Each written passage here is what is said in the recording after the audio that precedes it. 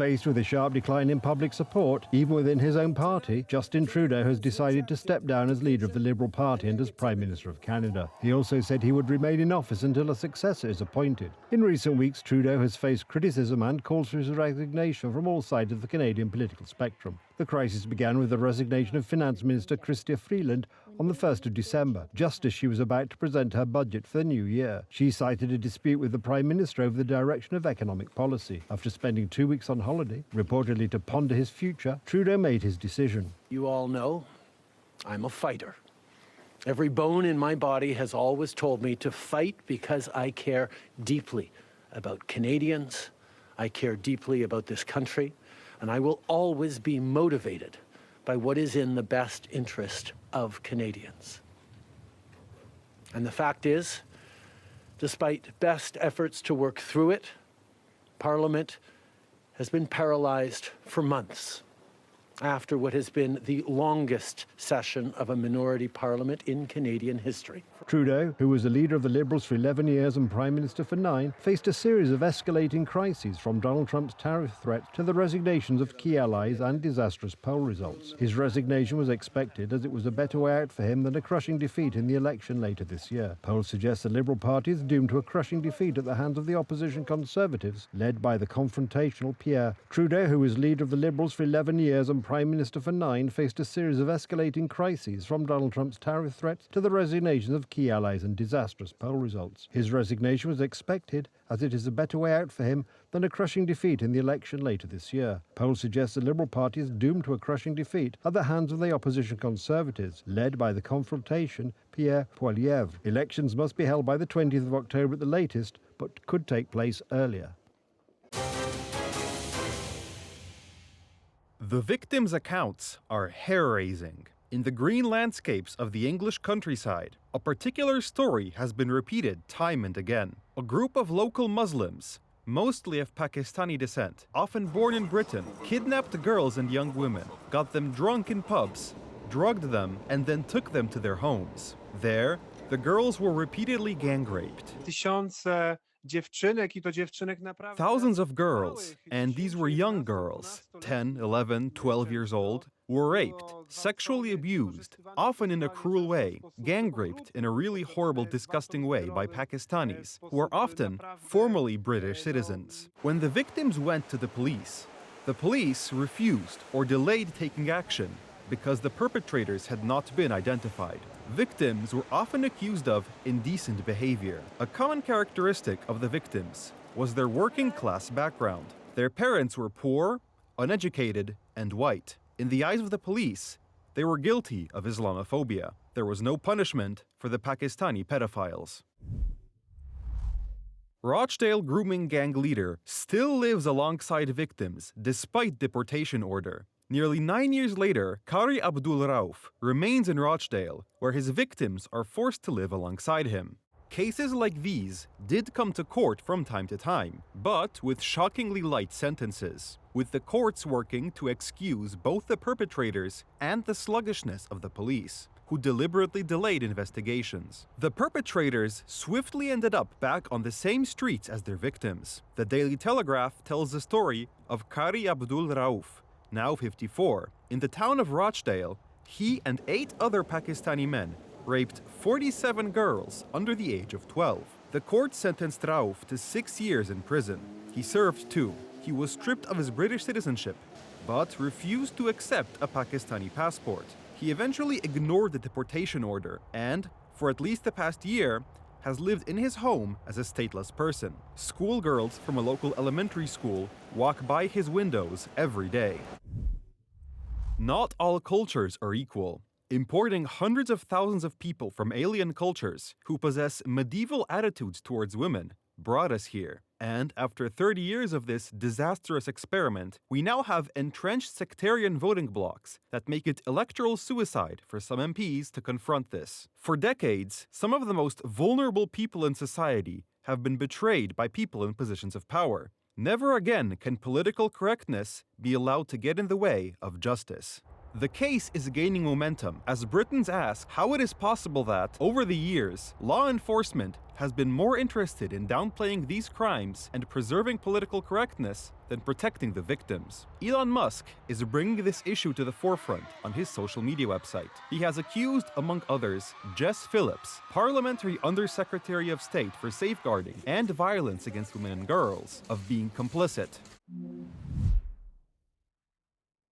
Labour has a dark history of turning a blind eye to grooming scandals. From Rotterdam to Rochdale to Telford, Labour-run councils and police forces ignored or suppressed abuse allegations to avoid upsetting, quote, community cohesion. Vulnerable girls paid the price, enduring unspeakable horrors, while Labour politicians prioritized their reputation and voter base. In Rotterdam, victims were doused in petrol, brutally raped, and silenced with threats, while Labour councillors silenced whistleblowers and downplayed abuse to avoid being labelled racist. In Telford, over 1,000 girls were abused, with police and councils turning a blind eye to avoid accusations of racism. In Oldham, as in other towns, Labour leaders failed to act on abuse warnings, fearing backlash from their multicultural voter base. By blocking a full inquiry, Labour isn't just avoiding accountability, it's abandoning survivors all over again.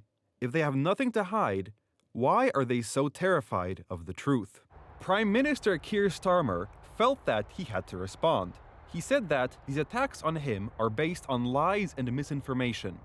The British Prime Minister stated that he has full confidence in Jess Phillips. Starmer attacked Elon Musk and declared that all those who do not like the conduct of the British authorities are extreme right-wingers.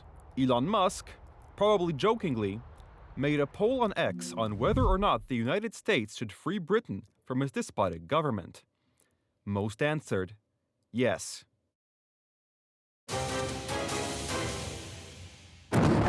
This is a new Ukrainian offensive in enemy territory. Increased attacks using the U.S. ATACMS missile system and drones are having the desired effect. Disoriented Russians are losing soldiers and equipment. The Ukrainians have a plan to keep them away from their own borders. The Russians themselves say that Ukraine is only the beginning and they want to go further. That's why we have to stop the enemy already on their soil.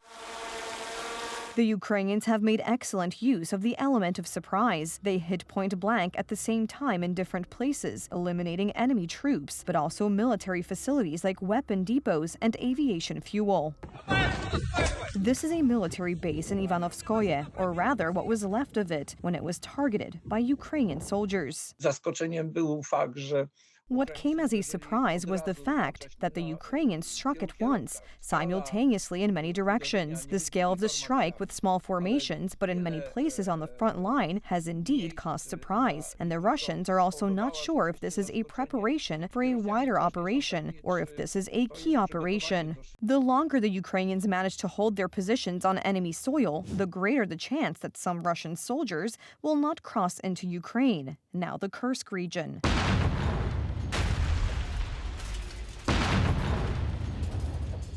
Is becoming a strategic battlefield. The Russians are taking their revenge, as always, in a barbaric way, by shelling Ukraine's energy infrastructure so as to cut off ordinary people from heat and electricity. We can't let the Russians get close to Kharkiv and other cities, because later it will be hard to take them back. Russia has called in mercenaries from the North Korean army to help, but they too are suffering heavy losses on the front. Russia's effort to redraw the border of a sovereign country, Ukraine, to do it by force, and a sign of the growing threat posed by heightened cooperation. While the U.S. Secretary of State was visiting Seoul, Kim Jong-un's regime fired a ballistic missile into the Sea of Japan. This is the first such test in 2 months, and another provocation by the communist North Korean authorities. Donald Trump's announcements represent a hopeful end to the war in Eastern Europe. The Republican, soon-to-be U.S. president, is expected to unveil a peace plan. Kyiv is awaiting the details with hope. As a first step, we must reach an agreement with Donald Trump. Then and only then will we gain confidence that strong security guarantees will also be accepted by Europe. Only then can I start talks with the Russians. Ukraine would like to enter the talks, keeping Putin in check. That's why, at least until the 20th of January, when U.S. President Donald Trump will already be in office, Ukraine wants to go on the offensive in the Kursk region.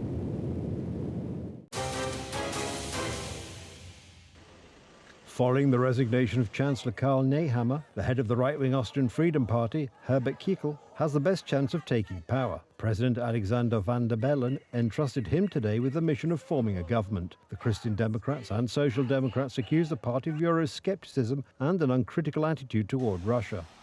Austria's political crisis has been brewing since September's parliamentary elections, which the Austrian Freedom Party won with nearly 29% support. A public tired of the migrant crisis has set its sights on change.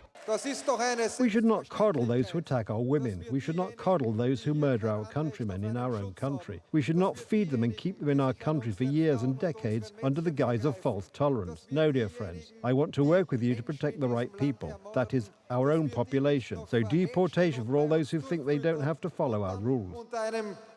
Despite the FPO's win, the president originally gave the mission of forming a government to Karl Nehammer, the leader of Austria's Conservative People's Party. At the time, he argued that the Christian Democrats had ruled out entering a government with Kickl as prime minister. Now the situation has changed. Herr Nehammer ist zurückgetreten. Mr. Nehammer failed and resigned from his mission to form a government and his position as party head. Appointed chairman Christian Stocker announced publicly yesterday that the Austrian People's Party is now ready to negotiate with the Freedom Party of Austria. Mr. Kickl is confident that he will find viable solutions within the framework of government negotiations. The president has instructed Kickl to begin talks with the People's Party to form a government. The only potential coalition partner has already announced that it will agree to talks on a new government.